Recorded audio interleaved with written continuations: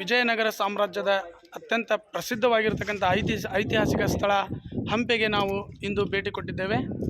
ಮೊದಲನೆಯದಾಗಿ ನಾವು ಹಂಪಿಯ ಶ್ರೀಕೃಷ್ಣ ದೇವಾಲಯಕ್ಕೆ ಇಂದು ಆಗಮಿಸಿದ್ದೇವೆ. ಶ್ರೀಕೃಷ್ಣ ದೇವಾಲಯ ಇದು ಅತ್ಯಂತ ಐತಿಹಾಸಿಕ ದೇವಾಲಯವಾಗಿದೆ.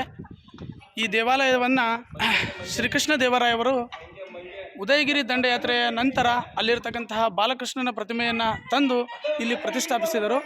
ಆದರೆ ಈಗ ಆ ಮೂರ್ತಿ ಮದ್ರಾಸ್ ವಸ್ತು ಸಂಗ್ರಹಾಲಯದಲ್ಲಿ ಇರುತ್ತದೆ.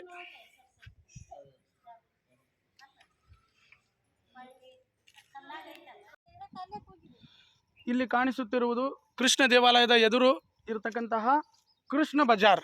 ಅಂದರೆ ಇಲ್ಲಿ ವಿಜಯನಗರ ಸಾಮ್ರಾಜ್ಯದಲ್ಲಿ ಸಾಂಬಾರ್ ಪದಾರ್ಥಗಳ ಪೇಟೆ ಇದಾಗಿತ್ತು.